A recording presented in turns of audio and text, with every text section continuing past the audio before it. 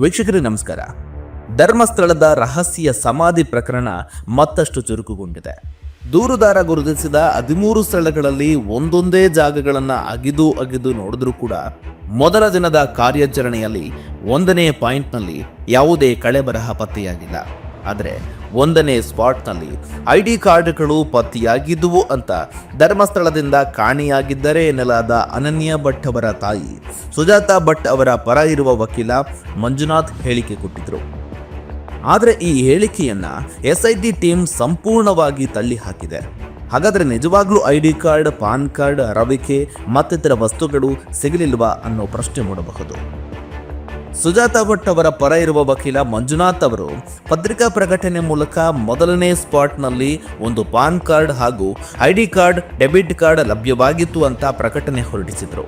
ಆದರೆ SIT ಇದನ್ನು ದೃಢಪಡಿಸುವುದಕ್ಕೆ ಮೊದಲೇ ಮಂಜುನಾಥ್ ಅವರು ಬಿಡುಗಡೆ ಮಾಡಿರುವ ಪತ್ರಿಕಾ ಪ್ರಕಟಣೆ ಹಲವು ಅನುಮಾನಗಳಿಗೆ ಎಡೆಮಾಡಿಕೊಟ್ಟಿದೆ. ಸುಜಾತಾ ಭಟ್ ಅವರ ಪರ ಇರುವ ವಕೀಲ ಮಂಜುನಾಥ್ ಅವರು ಪತ್ರಿಕಾ ಪ್ರಕಟಣೆ ಮೂಲಕ ಮೊದಲನೇ ಸ್ಪಾಟ್ನಲ್ಲಿ ಒಂದು ಪಾನ್ ಕಾರ್ಡ್ ಹಾಗೂ ಒಂದು ಡೆಬಿಟ್ ಕಾರ್ಡ್ ಲಭ್ಯವಾಗಿತ್ತು ಅಂತ ಪ್ರಕಟಣೆ ಹೊರಡಿಸಿದ್ರು. ಆದರೆ SIT ದೃಢಪಡಿಸುವುದಕ್ಕೆ ಮೊದಲೇ ಮಂಜುನಾಥ್ ಅವರು ಬಿಡುಗಡೆ ಮಾಡಿರುವ ಪತ್ರಿಕಾ ಪ್ರಕಟಣೆ ಹಲವು ಅನುಮಾನಗಳಿಗೆ ಎಡೆಮಾಡಿಕೊಟ್ಟಿದೆ. ಮಾತ್ರವಲ್ಲ, ಮಂಜುನಾಥ್ ಅವರ ಪತ್ರಿಕಾ ಪ್ರಕಟಣೆಯಲ್ಲಿನ ಮಾಹಿತಿಯನ್ನ SIT ವಜಾಗೊಳಿಸಿದ್ದು ಅವರು ಹೇಳಿರುವ ವಿಷಯ ವಿಶ್ವಾಸಾರ್ಹವಲ್ಲ ಅಂತ ಮಾಹಿತಿ ಕೊಟ್ಟಿದ್ದಾರೆ. ಮೊದಲ 3 ಸ್ಪಾಟ್ಗಳಲ್ಲಿ ಯಾವುದೇ ಕಡೆ ಬರಹ ಸಿಕ್ಕಿಲ್ಲ. ಮಾತ್ರವಲ್ಲ, SIT ಸಿಬ್ಬಂದಿ 4ನೇ ಸ್ಪಾಟ್ನಲ್ಲಿ ಕೂಡ ಯಾವುದೇ ಕಡೆ ಬರಹದ ಕುರುಹುಗಳು ಪತ್ತೆಯಾಗಿಲ್ಲ ಅಂತ SIT ಹೇಳಿದೆ. ಅಂದಹಾಗೆ SIT ತಂಡ ಒಂದೊಂದು ಸ್ಪಾಟ್ನಲ್ಲೂ ಕೂಡ ಸುಮಾರು 6 ಅಡಿಗಳಷ್ಟು ಅಗೆದು ಕಡೆ ಬರಹದ ಕುರುಹುಗಳನ್ನು ಹುಡುಕಾಟ ಮಾಡ್ತಾ ಇದ್ದಾರೆ. ಆರಂಭದಲ್ಲಿ ಮನುಷ್ಯರಿಂದ ಹುಡುಕಾಟ ನಡೆಸಿದ ಬಳಿಕ ಹಿಟಾಚಿ ಮೂಲಕ ಅಕ್ಕಪಕ್ಕದ ಸ್ಥಳಗಳಲ್ಲಿ ಹುಡುಕಾಟ ಮಾಡಲಾಯಿತು. ಆದರೂ ಕೂಡ ಯಾವುದೇ ಕಳೆ ಬರಹದ ಕುರುಹುಗಳು ಪತ್ತೆಯಾಗಿಲ್ಲ. ಹೀಗಾಗಿ 5 ಪಾಯಿಂಟ್ಗಳಲ್ಲಿ ಉತ್ಖನನ ಕಾರ್ಯ ಮುಕ್ತಾಯಗೊಂಡಿದ್ದು ಇಂದಿನಿಂದ 6ನೇ ಪಾಯಿಂಟ್ನಲ್ಲಿ ಕಾರ್ಯಾಚರಣೆ ಆರಂಭಗೊಂಡಿದೆ. ಆದರೆ ಇದುವರೆಗೆ ಯಾವುದೇ ಅಸ್ಥಿಪಂಜರದ ಅಥವಾ ಶವಗಳು ಕೂಡ ಪತ್ತೆಯಾಗಿಲ್ಲ. ಇದು ತನಿಖೆಯನ್ನ ಮತ್ತಷ್ಟು ಗಂಭೀರಗೊಳಿಸ್ತಾ ಇದೆ.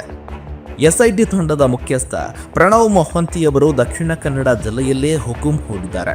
ನಿನ್ನೆ ರಾತ್ರಿ 7:30ರಿಂದ 9:30ರವರೆಗೆ ಬೆಳ್ತಂಗಡಿಯ ಕಚೇರಿಯಲ್ಲೇ SIT ಅಧಿಕಾರಿಗಳೊಂದಿಗೆ ಮಹತ್ವದ ಸಭೆ ಮಾಡಿದರು.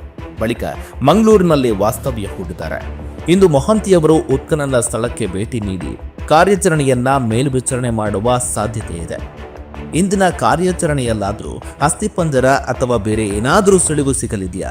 ಒಂದು ವೇಳೆ ಅಸ್ಥಿಪಂಜರ ಪತ್ತೆಯಾದರೆ ಮುಂದಿನ ತನಿಖೆ ಏನು? ತನಿಖೆಯ ಫಲಿತಾಂಶದ ಬಗ್ಗೆ ಎಲ್ಲರ ಕಣ್ಣು ನೆಟ್ಟಿದೆ.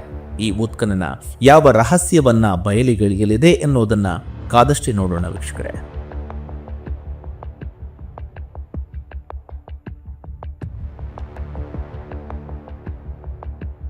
ನಮ್ಮ ವಿಜಯವಾಹಿನಿ ನ್ಯೂಸ್ ಚಾನೆಲ್ನಲ್ಲಿ ಪ್ರಮೋಷನ್, ಜಾಹೀರಾತು, ಅಡ್ವರ್ಟೈಸ್ಮೆಂಟ್ ನೀಡಲು ಸಂಪರ್ಕಿಸಿ 9535808456.